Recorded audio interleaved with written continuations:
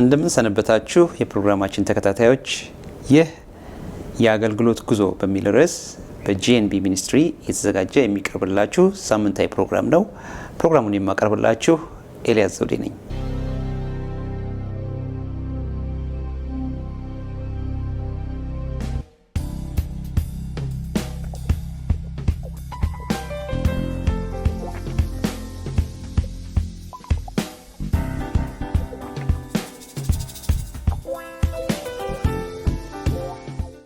ያለፈው ሳምንት ባስተላለፍነው የአገልግሎት ጉዞ ዝግጅታችን ላይ ለጌታ ያውቃልና ለብሩክታዊት ያቀረብኩላችሁ ጥያቄ ነበር።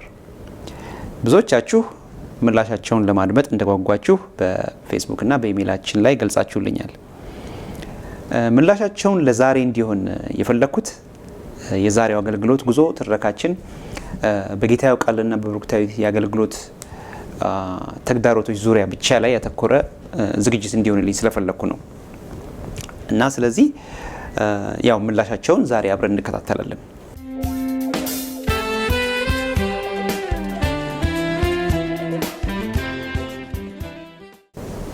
ብሩክታዊትና ጌታ ያውቃል ክፍለ ሀገር ለአገልግሎት ሄደው ሲመለሱ በቤተ ክርስቲያን ሽማግሌዎች ተከሰሱ የሚል ወሬ ሰማሁ።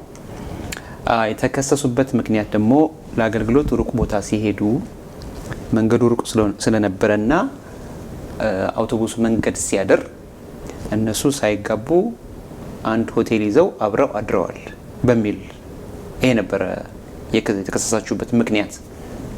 እና ባለፈው ሳምንት ይሄ ነገር እውነት ሆኗል፣ አብራችሁ አድራችኋል ወይስ አላደራችሁም ብዬ ጠይቄያችሁ ብሩክታዊት መመለስ ጀምረሽ ነበረ እና ነገሩ ብለሽ ነበር የጀመርሽው። እና ነገሩ ምንድነው?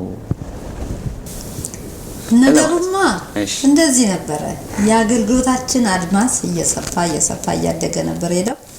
በተከታታይ ደግሞ ያወጣናቸው 2 የዝማሬ ህትመቶች ነበሩን።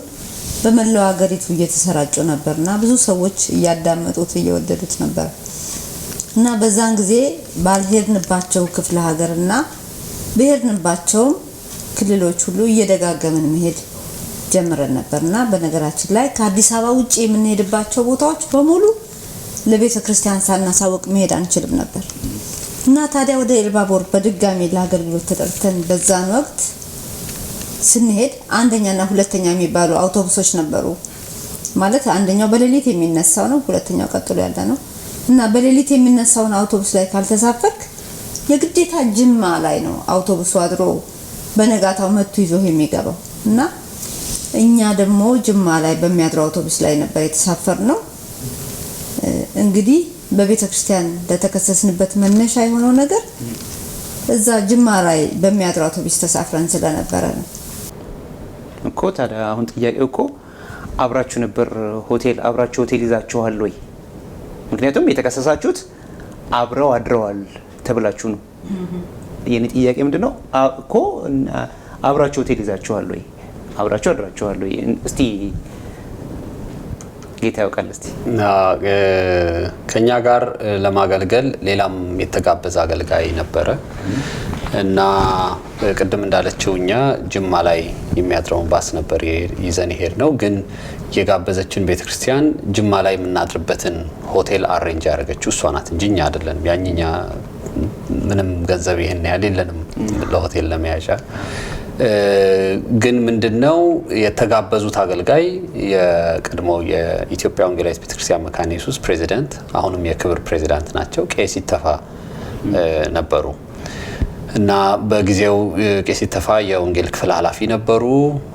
እሳቸው ጋር አዛው ጅማ ተገናኘን እና ክፍሉ አሬንጅ የተደረገው እኔና እሳቸው አንድ ክፍል ውስጥ እንድናድር፣ እሷ ደግሞ ለብቻዋ እንድታድር ነበረ። ያው አደርን አብረን። አገልግሎት ደግሞ ወደ መቱ ገባን። እዛ አገልግለን ተመለስን። እንግዲህ ከጥቂት ወራት በኋላ ነው እንግዲህ ቤተክርስቲያን ሽማግሌዎች ጠርተውን አብራችሁ እንዳደራችሁ ጅማ ላይ ጥቆማ ደርሶናል እና ሳትጋቡ ይሄንን ነገር ማድረጋችሁ ቤተክርስቲያን አዝናለች፣ ስለዚህ ብለው አናገሩኝ። አላደርንም።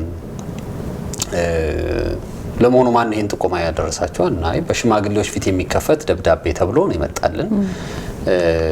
ስለዚህ አይ እኛ በፍጹም በቃ ተከራከርን። ያው ልጅነትም አለ እውነት ደግሞ እንደዚህ መደረጋችንን በጣም ያናድደን ነበርና በደብዳቤ ነው። ስለዚህ ነገሩ በጣም እንግዲህ ማንነቱ ያልተጻፈ ሰው ነው ይሄን ነገር ያደረገው። በኋላ እኔ በቃ ቄስ ይተፋይ እንትን ይበሉልኝ እሳቸው ይመስክሩልን አለና ትዝ ሲለኝ እዛ ኮንፈረንሱ ላይ ቄስ ይተፋ ስለ ህብረትና ስለ ፍቅር ነበር የሰበኩት እና የሰበኩት ስብከት ላይ ምን አሉ?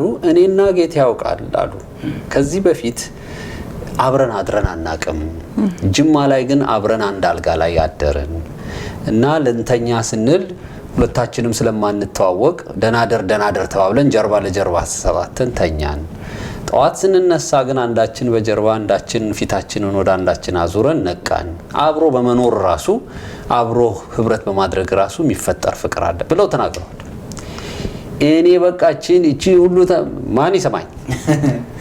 በጣም ይገርመው ደግሞ ከመጡ ከተመለስን በኋላ ቄስ ተፋ ሊያስታውሱት ይችላሉ። ረዘም ላለ ጊዜ ለስንት ጊዜ እንደሆነ አላውቅም፣ ረዘም ላለ ጊዜ ተመልሰው በዛ እኛን ደብዳቤው መጥቶ በቤተክርስቲያን ክስ እስኪቀርብልን ባለው ጊዜ ውስጥ እሳቸው ናይሮቢ ሄደዋል እና ቤተክርስቲያን ይሄን ነገር እስክታጣራ እንግዲህ ምንም ማድረግ የለም ተባለ ማለት ነው። በነገራችን ላይ በቤተክርስቲያን ብቻ ሳይሆን እኛው ቤተክርስቲያን ውስጥ እንደማናገለግል እዛው መካነ ኢየሱስ 5 ኪሎ መካነ ኢየሱስ እንደማናገለግል ሁሉ ነበር የተነገረን። የማናገለግልበት ምክንያት ለሁሉም የአገልግሎት ክፍልና ለምእመኑም እንደሚነገር ሲነግሩን በጣም ነው የደነገጥነው። ምክንያቱም በዚህ ነገር ተጠርጥረን ያውም ሰው ሁሉ እንዲያውቀው መደረጉ በጣም ነገሩ ያሳመማል እና የሚገርመው ደግሞ ከቤተክርስቲያን መቅረት እንደሌለብንና በማንኛውም ፕሮግራሞች ላይ መካፈል እንዳለብን የግዴታችን እንደሆነ ደግሞ አስጠነቀቀን። ቁጭ ብለን አናገለግልም ግን እንገኛለን እና የግዴታ ከሆነ ከዛ በኋላ ደግሞ ኳይራችን ሲዘምር እኛ ስለተቀጣን አንዘምርም። ፕሮግራም ሲያልቅ ሰው ሁሉ ምን አልዘመራችሁም እያለ መጠቋቋም ያደርጋል እና ከባድ ነበረ። እሺ እና ታዲያ ምን ያህል ቆየ ይሄ ነገር? ምክንያቱም አሁን እናንተ ወጣቶች ናችሁ ነው በዛ ጊዜ በትንሹም ቢሆን ትታወቃላችሁ እና ወጣት ናችሁ። እንደዚህ ባላደረጋችሁት ነገር አደረጋችሁ ስትባሉ ያናድዳል። እንደገና ደግሞ ለማሳመን ስትሞክሩ ደግሞ አላምን ሲሏችሁ ደግሞ እሱም ያናድዳል እና የታወቃችሁ ናችሁ። እንደው እኔ ምን አለማመጠኝ ሌላ ቤተክርስቲያንስ ብሄድ እንደዚህ አይነት ሀሳቦች አልመጡባችሁም? አይ እውነት ለመናገር ልጅነትም ስለነበር እንደው አሁንም ትንሽም ቢሆን የጠለቀ የቃሉ ዕውቀትም ስላልነበረን እንደው ያልሆኑ ውሳኔዎችን የሚያስወስን ነገር ወደ አእምሯችን ይመጣብን ነበር። ያቺ ቄሱ የተናገሯት ምሳሌ ያለባትን ስብከት በቴፕ የተቀዳ እንዳለ ከኤሊባቡር እንዲልኩልን ለማድረግ ብዙ ጥረት አድርገናል። ያው እንደዛሬው ሞባይል ስልክ አልነበረም እና በምን እንንገራቸው? ታዲያ መካነ ኢየሱስ ሹፌሮች ሲሄዱ እንደዚህ ብለን ነገረናቸው እንዲህ በዚህ ኮንፈረንስ የተቀዳ የቄስ ይተፋ ስብከትን እባካችሁ ላኩልን ብለን ሁሉ ሙከራ አድርገናልና ስለዚህ ያለን አማራጭ ቄስ ይተፋ ሲመለሱ እንግዲህ እውነቱ ይወጣል ደግሞ ከተሰጠን ቅጣት መሸሽ ደግሞ ለተከሰስንበት ክስ ማረጋገጫ ይሆንብናል ብለን አገልግሎት አቁመን በትግስት ያንን እንግዲህ ሁኔታ ለማለፍ ወሰንን። በዛን ጊዜ እግዚአብሔር በቃሉ አንድ ያስተማረን ነገር ነበር። ያም ቃል እንደዚህ ነበር የሚለው አንደኛ ጴጥሮስ ምዕራፍ 2 ቁጥር 12 ላይ እንደዚህ ይላል፣ ስለሚመለከቱት ስለመልካሙ ስራችሁ ክፉ እንደምታደርጉ በዚያ እናንተን በሚያሙበት ነገር በሚጎበኝበት ቀን እግዚአብሔርን ያከብሩ ዘንድ በአሕዛብ መካከል ኑሯችሁ መልካም ይሁን ይላል።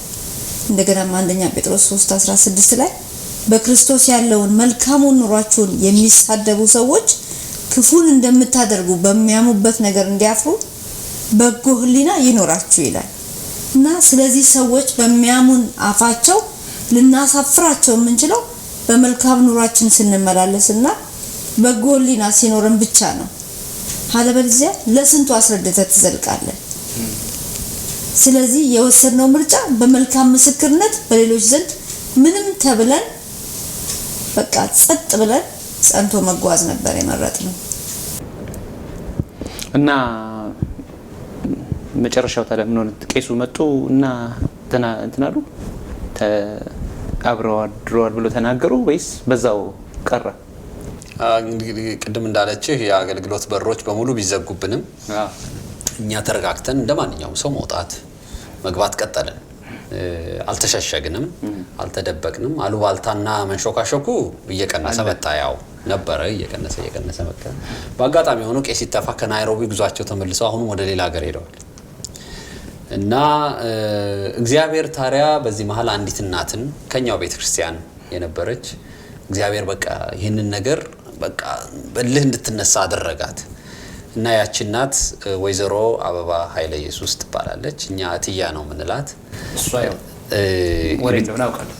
የቤተክርስቲያናችን ያው እናወራለን ለአንዳንዱ ጠጋ ብሎ ለሚለን ይሄን ነገር እናገራለን። ግን ምክንያቱ እሳቸው ሲመጡ ብቻ ነው ይጣራው ተብሎ ያው እሳቸውን እየጠበቅን ነው እና በጣም የአገልጋዮች ሸክም አላት። ምናልባት የሰርጋችንን ጉዳይ እንግዲህ ካዋራህን እኔ ተሞርሽሬ የወጣሁት ከሷ ቤት ነው። በጣም ለኛ አገልግሎት ትልቅ ፍቅር ያላት በጣም ወዳት እህት ናት። ዛሬ በህይወት የለችም፣ ወደ ጌታ ሄዳለች።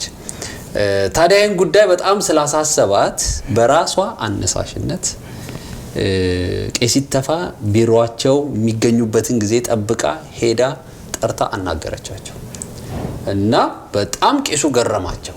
ይሄን ነገር በጣም አዘኑ እና በወዲያው በዛ ወቅት ለነበሩት የሽማግሌዎች ሰብሳቢ ደውለው ምን ብለው አስረዷቸው። ፍጹም እነዚህ ልጆች እንደዚህ አይደሉም አም ብለው ነገሯቸው። ከዛ ሮብ ነው የሽማግሌዎች ስብሰባ። እዛ ተጠራን እና ተጠራን እና እውነቱን ደረሱበት እና በቃ ምናልባት እንግዲህ የእናንተ አገልግሎት ሰይጣን ለማቆም ስለፈለገ ነው ይሄንን ነገር ያደረገውና ብለው በጣም በቃ በጥሩ ሁኔታ እንትን አደረጉን። ደብዳቤ ይሄንን ደግሞ ደብዳቤ ጽፈው ለሁሉም አገልግሎት ክፍል ተበተነ። ውሸት ነው እንደዚህ ነው ተባለ እና ከቤተ ክርስቲያናችሁ አኩርፋችሁ ስላልወጣችሁ በጣም ተደንቀናልና እኛ እናትና አባቶቻችሁ አያቶቻችሁ ልንሆን የምንችል ሰዎች ነን፣ ግን ይህን ስላደረጋችሁ ብለው ተነስተን ይቅርታን ጠይቃችኋለን ተባልን።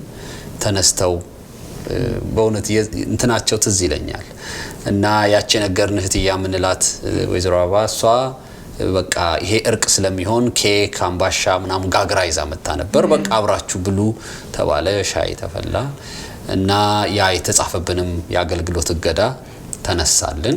ወደ አገልግሎታችን እንግዲህ ተመለስን ማለት ነው። እውነት አሸንፎ ሲወጣ እንዴት ደስ ያሰኛል እና ከብዙ ገንዘብ ሽልማት ሁሉ ይበልጣል። ምናልባት በዚህ አጋጣሚ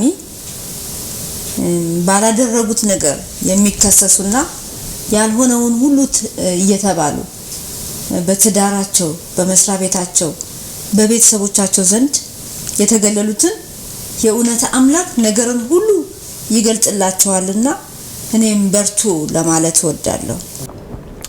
በጣም የሚገርም ታሪክ ነው። እንግዲህ ታያችሁ እንግዲህ ያኔ ነገሮች እንደተበላሹ ቢቆሩ ኖሮ ዛሬን በእግዚአብሔር ጸጋ ተሻግሮ ይኸው 30 ዓመት ተጉዞ የደረሰው ነገር እንደዚህ እንኳን አይተረክም ነበር። በዚህ አጋጣሚ እንግዲህ ላነሳ የምፈልገው ጥያቄ አለ። አሁንም እንደዚህ እንግዲህ በዛን ጊዜ እናንተ ያው ወጣቶች ናችሁ፣ አብራችሁ ብዙ ጊዜ ታገለግላላችሁ፣ እንደገና ደግሞ በጣም ብዙ ጊዜ አብራችሁ ታሳልፋላችሁ። ወንድና ሴት ናችሁ እና አብራችሁ ታገለግሉ እንግዲህ እንዴት ነው አንዳንድ ፈተናዎች ከዚህ ጋር የተያያዘ ፈተና አጋጥማችኋል? ገብታችኋል? ጥያቄ በየቦታው በይበልጥ ወደ ክፍለ ሀገር ስንሄድ የቤተ ክርስቲያን መሪዎች ወንድምና እህት ናቸው እንዳይሉን የሁለታችን አባት ስም የተለያየ ነው። ስለዚህ ሁለት ጥያቄ ያቀርቡልናል ማለት ነው። ዘመዳሞች ናችሁ ይሉናል። አይደለንም እንላቸዋለን። ቀጣዩ ጥያቄ ደግሞ ጓደኛሞች ወይም እጮኛሞች ናችሁ ይሉናል። አሁንም አይደለንም እንላለን። ከዛ በኋላ በጥርጣሬ መከታተል ይጀምራሉ ማለት ነው። ፈጽሞ ለአገልግሎታችን እንቅፋት ሆኖብን ነበር ይሄ ሁኔታ። አንዳንድ ጊዜ የግዴታ ካልተጫጩ ወይም ዘመድ ወይም እህትና ወንድም ካልሆኑ አብሮ ማገልገል አይቻልም ማለት ነው ብለን ለራሳችን እንጠይቃለን። ታዲያ አንዳንዶች አገልግሎታችንን ካልተጋባን በስተቀር ወደፊት ብዙ ሊዘልቅ እንደማይችል ይገምቱ ነበር። እና እንግዲህ እኔም ራሴ አሁን ገምት ብትሉኝ ይሄ ግንኙነታችሁ ይመስለኛል እንግዲህ ወደ ጋብቻ ያመጣችሁ ምክንያት። በጣም የሚገርመው ነገር በፍጹም ለጋብቻ ምክንያት የሆነን አገልግሎታችን አይደለም። አረ እንደውም ያንን ስለኛ የሰማ ሰው ሁሉ ጥርጣሬ ስለሆነን በተቻለ መጠን ሰዎች በክፉ ስለኛ የሚጠባበቁት ነገር እንዳለ እንዳያገኘንና እንዳይሆንብን የሚችል ቢሆንም በቃ ሳንጋባ እስከመጨረሻው ማገልገል ሁሉ እንመኝ ነበር። እና አገልግሎቱ አይደለም ወደዚህ ያመጣችሁ? በፍጹም አገልግሎታችን አይደለም። ሁለታችንም አንድ ነገር ያሳስበን ነበር። ያ ምንድነው? እኔና ወይም ብሩክታይትን የሚያገባ ሰው የመጀመሪያ ማሟያ የሚጠየቀው የኛ አገልግሎት እንዲቀጥል ፈቃደኛ ነሽ ወይስ ነህ ተብሎ መጠየቅ ያለበት። ያን ያህል እናወራ ነበር። ኦኬ እንደሱ ነበር። ቅድም እንደተባለው ከነበርንበት ወጣትነትና ታዋቂነት የተነሳ ሁሉም ሰው ካሁን አሁን በኃጢአት ወደቁ እያለ ይጠባበቀናል እና በግልጽ ሁኔታውን እናየው ነበር። ምክንያቱም አንዳንዶች ስለሚያስቡልንም ለብቻችሁ አብራችሁ ብዙ ሰዓት አትቀመጡ፣ ሰው በሌለበት ቦታ መዝሙር አታጥኑ፣ ሌሎችም በአንድ ሜትር ርቀት ተራማመዱ፣ አትነካኩ ነው አትነካኩና ተራርቃችሁ ተቀመጡ ይሉናል። እና በተቻለ መጠን የሰው ሁሉ አጀንዳ ስለነበርን ትልቁ ተግዳሮታችን ነበር። እና የሚገርመው ልንዘምር ስንወጣ ሰው ሁሉ ዝማሬያችንን ይወደዋል፣ ግን ዘምረን ስንወርድ እዛው ሲንሾካሾክ ደግሞ ይታወቅ ነበር። እና ታዲያ ለዚህ ሁሉ የሰው ግምት እኛን በተቻለ መጠን በመሐከላችን ያለን ግንኙነት ከአገልግሎቱ በስተቀር ወደ ፍቅር ግንኙነት እንዳይለወጥ ጥንቃቄ እናደርግ ነበር። መቼስ ይሄን ትንሽ ለመቀበል እንደው ቢያዳግተኝም ምክንያቱም ለረጅም ጊዜ እንግዲህ ነው አብራችሁ ያገለገላችሁትና ብዙ ሰዎች የሚመስላቸው እንግዲህ ይሄን ያመጣው ወደ ትዳር የመጣችሁት በዚህ በአገልግሎት ምክንያት ነው ብሎ ነው የሚገምተው። እና ትንሽ ይሄ እንግዲህ አሁን መልሳችሁ ትንሽ ብዙዎቻችን ግራ ሳያጋባን አይቀርም። እውነት ለመናገር እሱን ነገር እኛም መናገር እንፈልጋለን። ምክንያቱም የትኛውም ትዳር መመስረት ያለበት በፍቅር ላይ ብቻ ነው። እኛ ደግሞ አብረን መግባታችን መውጣታችን እንደዚሁም ለነበርንበት አገልግሎት እናደርገው የነበረው ጥንቃቄና ሌሎች ነገሮቻችን ወደ ፍቅር ግንኙነታችንን ሊቀይሩት አይችሉም ነበር። ምክንያቱም ቅድም እንዳለ እንጠነቀቃለን። ብዙ ከአገልግሎታችንም በላይ በቃ እንዲናንባል ያው ያቺ መጀመሪያዋም ደግሞ ክስ ደውል ሆናብናለች እና ከአገልግሎታችን ውጪ የሆኑ ሁኔታዎች ውስጥ የገባለት ነው እንግዲህ እግዚአብሔር ነገራችንን እንግዲህ ወደ ፍቅር ግንኙነት እንዲለወጥ ያደረገው። እሺ አሁን እንግዲህ ማወቅ የምፈልገው አገልግሎት ካልሆነ ምንድነው? ኦኬ አሁን እንግዲህ እንደ እግር ኳስ ጨዋታ ጊዜ ማባከን የለም። ምንድነው? አሁን እሱ ነው ማወቅ የምፈልገው። አሁን የበለጠ እንደውም ነገሩን ለመናገር መንደርደሪያ ያስፈልገዋል። እሺ እንደርደር። መንደርደሪያው የቤተ ክርስቲያኑ የዞርን በዝማሬ ብቻ እናገለግል ከነበረበት ሁኔታ ወደ ሌላ አገልግሎት በር ውስጥ ደግሞ እግዚአብሔር እንድንገባ ሌላ በር ከፈተልን። ያ የተከፈተልን በር ታሪኩን ካላጫወትን ለፍቅር ግንኙነታችን መለወጡ የሆነው ምክንያት ልትረዳው አትችልም። እሺ እንግዲህ ቶሎ እኔ በጣም ማወቅ ፈልጋለሁ። ስለዚህ ሳታስረዝሙ እስቲ ያጠራ አድርጋችሁ። በእኛ አገልግሎት ውስጥ እግዚአብሔር በየዘመናቱ የሚያመጣቸው ሰዎች አሉ። በይበልጥ ለሁለታችን በትዳር ለመጣመራችን ምክንያት ያደረጋቸው ሰዎች አሉ። እነዚህ ሰዎች ቢያንስ እንግዲህ 25 ልበለው 20 ከ20 ዓመት በላይ እዚህ ሀገር እንደ ሜንቶር ይባላል በሀገራችን ቋንቋ እንግዲህ የነፍስ አባት ብለው የምንገባበትን መንፈሳዊ አባቶቻችንና እናታችን ናቸው። የምንገባበትን የምንወጣበትን በደንብ የሚከታተሉ በየሳምንቱ አርብ ማታ ቤታቸው እያሳደሩ እየመከሩ ያሳደጉን ሰዎች ናቸውና የኛን አገልግሎት እግዚአብሔር ለማሳደግ በይበልጥ እንደው ወደ ትላልቅ ምንድነው የህይወት ሆነ የአገልግሎት አቅጣጫ መቀየር ምክንያት ያደረጋቸው ሰዎች ናቸው እና በብዙ ነገር ምሳሌዎቻችን ናቸው። አመለካከታችንን በብዙ ሁኔታ ቀይረውታል እና የሚገርም ከነሱ ጋር ሳንማከር አንድም ነገር አናደርግም። በእድሜ በጣም ይበልጡናል። ባልና ሚስት ናቸው። በብዙ ነገር እንለያያለን። አንድ ቤተክርስቲያን አባሎች አይደለንም። ቅድም እንዳልነው በእድሜ እንበላለጣለን። ታላላቆቻችን ናቸው። ነገር ግን እንደ ኩያ ጓደኞቻችን አድርገው አቀረቡን። ጌታ እነሱን ባይሰጠን ላለንበት የህይወት እድገትና አቋም አሁን ደርሳለን ብሎ ለማሰብ በጣም ያስቸግራልና ልክ እንደ ፓስተሮቻችን ነው የምናያቸው እነዚህ ሰዎች። እኔም እዚህ ላይ ብጨምርበት ስናገለግል በንግግራችን የተሳሳትነው ነገር ቢኖረን በደንብ ይቆጡናል። በይበልጥም ጌታ ያውቃልን የእግዚአብሔርን ቃል ሲያካፍል በብዙ የቀረጹት ሰዎች እነሱ ናቸው። ዘማሪዎቻችንን በሙሉ 40 እነሱ ቤት ስናድር እንዘምርላቸዋለን። ዶክትሪናል ዝማሬውን ያርሙታል። ያ ብቻ አይደለም፣ በዚህ ሐሳብ ጨምሩበት ይሉናል። በሰዎች ደረጃ በእኛ ህይወት ትልቅ ተጽዕኖ አመጡ ከምንላቸው እና እንደውም ጌታ ያውቃልና ብሩክታይትን በአገልግሎት አቅጣጫ አሳድገናቸዋል ብለው መናገር የሚፈቀድላቸው ሰዎች እነሱ ብቻ ናቸው ብለን እኛ እንላለንና ይሄን እውነተኛ ነገር ስለሆነ ብንናገር አናፍርም። ሙሉ ለሙሉ የአገልግሎታችንን ቅርጽ እግዚአብሔር በእነዚህ ሰዎች ነው የሰራው ማለት እንችላለን። እሺ እንግዲህ አሁን እነዚህ አሁን በጣም አሁን ትንሽ ማወቅ ፈለኩኝ ማለት ማን እንደሆኑና ማን ናቸው እነዚህ ሰዎች? እንግዲህ የኔንም ልብ ትንሽ ያንጠለጠላችሁ ነው። ምክንያቱም ከማንኛውም እንግዲህ ብዙ ጊዜ ከማንኛውም ስኬት በስተጀርባ የማይታዩ ድብቅ ሆነው ብዙ ነገር የሚያደርጉ ሰዎች አሉ። ብዙ የደከሙ ሰዎች እንዳሉ ይታወቃል። እናንተ ደግሞ ለእነዚህ ሰዎች ራሳችሁን ሰጥታችሁ በእነሱ ምክር ለመስተካከል መወሰናችሁ ደስ ይላል። እንግዲህ እሱም ነው ይህንን ነገር በጥሩ ሁኔታ እንዲሄድ ያደረገው እና አሁን እነዚህ ሰዎች አሁን ማን ናቸው ቢል ጠይቃችሁ ነው። ግን አሁን በጣም የገረመኝ ምንድነው እንዴት እንደተዋወቃችሁ ማወቅ ፈልጋለሁ። እንዴት ተገናኛችሁ? እኔም ለሰዎቹ ማንነት ከመናገራችን በፊት እንደው እንዴት እንዳገኘናቸው ብንነግርህ ደስ ይለኛል። አንድ ሰርግ ላይ ነው እንድንዘምር ቤቴል መካነ ኢየሱስ ተጋበዝን እና ዘምረን ስንጨርስ ሙሽሮቹ ደግሞ የማታ የራት ግብዣው ላይም እንደዚሁ እንድንዘምር ነግረው ነበር እና ያው ጊታር ተሸክመን ነው የምንዞረው እና የራቱ ቦታ ደግሞ ኮተቤ ነው። ቤቴል መካነ ኢየሱስ ጉለሌ ነው።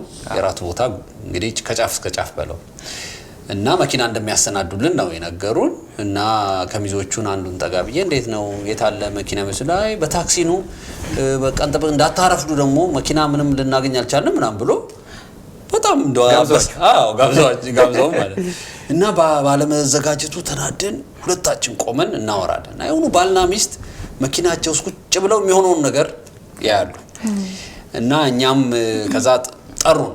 ሁኔታውን አዩ። መኪና ሁሉ ሄደ። እኛ እንግዲህ አሁን እንቅር ምን መኪና ካላዘጋጀውን ኮተቤ ደግሞ ሲመሽ ደግሞ ስንመለስ እኔ አስበው ፈረንሳይ ለጋሲዮን ነው የምኖረው፣ እሷ ወደ እንትን ነው ወደ ጉለሌ ነው የምትኖረው። በጣም አስቸጋሪ ነው የሚሆነው እና በቃ ብንሄድ ይሻላል ምናምን ስንል ነው ጠሩንና መኪና ፈልጋችሁ ነው ሰርጉ ጋር ራት ቦታ ተጋብዘን ነው ግን መኪና አተን ነው አላችሁ። አይ እኛ እንወስዳቸዋለን አሉ። አይ ይመሽብናል ከዛ ስንወጥ ነው ስትጨርሱ ደግሞ ወደ የቤታችሁ እንሸኛቸዋለን ብለው ይዘው ሄዱ እነዚህ ሰዎች። እዚህ ለማረሳው ነገር ልክ ገና መኪና ውስጥ እንደገባ ሁለቱም ባልና ሚስት መዝሙር መዘመር ጀመሩ። እና አዘማመራሱ በጣም ደስ የሚያሰኝ ነው። እየተያዩ እየተሳሳቁ ልክ በቃ እንደ ወጣቶች ነው የሚሆኑትና የሚያስቅ ማለት ነው። መሪውን እየነዱ ምናምን እያጨበጨቡ ምናምን ቴፕ አይከፍቱም። በቃ መዘመር ራሳቸው ነው የሚዘምሩትና እኛ የነበረንን ሀዘን በአንድ ጊዜ ነው በቃ የተናደድንበትን ነገር ያስለቀቁን። እንደውም በየመሃሉ ያጨበጭባሉ፣ በሚገርም ነፃነት ዝም ብሎ ይዘምራሉ። እና ብዙ የተለያዩ መዝሙሮችን ከዘመሩልን በኋላ በይበልጥ የጌታ ያውቃልን ቤተሰብ እንደሚያውቁ የኛንም አገልግሎት እንደሚወዱትና በጣም የሚያበረታቱ ነገሮችን ጌታ በእኛ ብዙ ሊሰራ አላማ በእኛ ላይ እንዳለው በተለያዩ ቃሎች አበረታቱን ማለት ነው። እና ከዛም እንዴት አገልግሎት እንደጀመርን በምን አይነት ሁኔታ ኑሯችንን በተመለከተ እንደምንኖር ጠየቁ። እኛም ከቤተሰብ ጋር እንደምንኖር ሁለታችንም የ12ኛን ክፍል አጠናቀን ይበልጡን ጊዜያችንን በማገልገል እያሳለፍን እንደነበር ነገርናቸው። እና ይሄ ሁሉ ነገር እንግዲህ ከጎለሌ እስከ ኮተቤ እየሄዳችሁ ነው ሁሉ የተከናወነው። አዎ ደግሞ የሚገርም በየመሃሉ የሚያወሩት የእግዚአብሔር ቃል እኛ ያለንበትን የተለያዩ ጥያቄዎችን ይመልስልን ነበር እና አገልግሎቱ እንደው ቀርቶብን የሚመክሩን የሚያበረታቱን ምክንያቱም ማን በዛ ጊዜ ስለኛ አገልግሎት እንደዚህ ገዶት እግዚአብሔር ገና በእናንተ ይሰራል የሚለን የለም። ቅድም እንዳለህ ወንድና ሴት በመሆናችን እንግዲህ እጮኛሞች ናችሁ ምናምን ናችሁ ነው። ከዛ በኋላ ረጅም ርቀት ስለኛ አገልግሎት የሚያስብና በጣም ነው በቃ የተበረታታ ነውና እንደው በቃ ባያልቅ በሆነ ደስ ይለን ነበር። ብቻ ከዛ ዘምራችሁ ስትጨርሱ በማንኛውም ሰዓት እንሄድ ካላችሁ እንሄዳለን አሉን። ከዛ ፕሮግራም ውስጥ ገባን እና እስከዛሬ ማረሳው ከራቱ በኋላ መኪና ላይ ያደርሰን እንደሚችል ማን ነው መኪና የተዘጋጀ እንደሌለ አሁንም መጥቶ ያው ሚዜ ነገራል እና እንዳይመሽባችሁ ቶሎ ብትወጡ ጥሩ ነው አለን እና አገልግሎታችንን እንጂ የኛን ነገር እንደማይገዳቸው በቃ አንዳንድ ሰዎች ሁኔታ ያው በአገልግሎት ውስጥ የሚገጥምህ ነገር ነው። ደስ የሚለው ግን እንደገና ከኮተቤ ደግሞ ሰርጉን ደግሞ ጨርሰን ደግሞ አሁን ደግሞ እኔን ለማድረስ እንደበፊቱ ያው መኪና ውስጥ እንደተገባ በቃ መዘመር ተጀመረ ያለን ደግሞ ይዘውን ተመለሱ። እሺ ወደ ቤት ሲሸኟችሁስ የባልና ሚስቱ ምክር ቀጠለ? እንክብካቤ እንዴት ነበር? ምን ይመስል ነበር መንገዱ? አሁንም መኪና ውስጥ እንደገባን ዝማሬ ጀመሩ። በጣም የሚገርሙ ሰዎች ናቸው። በነገራችን ላይ ያለ መዝሙር መኖር የማይችሉ አይነት ሰዎች ናቸው ብንል አልተሳሳትንም። በጣም ነው መዝሙር የሚወዱት። እኛ እየለመድናቸው ስለሆነ አብረናቸው እየዘመርን በየመሃሉ ጥያቄ ይጠይቁናል። ከቅድሙ ይልቅ ፈታ ብለን መልስ መስጠት ጀመርን እና በመጀመሪያ ጌታ ያውቃልን ለማድረስ ወደሱ ቤት ይነዱ ጀመር። ወደ ጌታ ያውቃል ቤት ስንደርስ አንድ ጥያቄ ጠየቁን። ፈቃደኛ ከሆናችሁ የፊታችን አርብ ማታ እኛ ቤት መታችሁ እንድታድሩ አብረን እንድንጸልይ እንድንዘምር ብዙ ደግሞ እንድንመካከር ምን ይመስላችኋል ትችላላችሁ አሉ። እኛም ቤተሰብ አስፈቅደን እንመጣለን በጣም ደስ ይለናል አልናቸው። ከዛም ጌታ ያውቃልን ቤቱ አድርሰን እኔን ደግሞ ለመሸኘት በዛ ምሽት ወደ እኔ ቤት ወሰዱኝ ማለት ነው። ከዛ ከኔ ጋር ደግሞ የተለያዩ ነገሮችን እያወሩኝ ቤት ያድርሰውኝ ለአርብ ልንመጣ ተስማምተን ተለያየ። እንግዲህ መቼስ እኔን ጨምሮ የዝግጅታችን ተከታታዮችም ትንሽ ማን ናቸው እነዚህ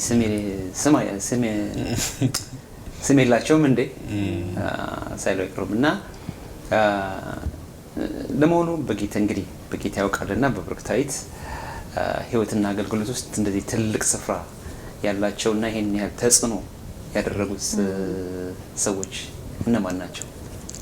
እንግዲህ ከዛች የመጀመሪያዋ አርብ ምሽት ቤታቸው ካደርንባት ጊዜ ጀምሮ አሁን ወደ አሜሪካን ሀገር እስክንመጣ እስከ ተለያየንበት ጊዜ ድረስ አዎ በየጊዜው ኦልሞስት ረጅም ዘመን ቢያንስ እንግዲህ ከ20 ዓመት በላይ ቅድም እንዳልነው ሜንቶሮቻችን ወይም የመንፈሳዊ አባትና እናት ሆነው ያሳደጉን አቶ ለዛሬው የዚህ ፕሮግራማችን እዚህ ላይ ያበቃል። እግዚአብሔር ሁላችንም ይባርካችሁ። በሚቀጥለው ሳምንት ታያችኋለሁ። በሰላም ቆዩን። አሜን።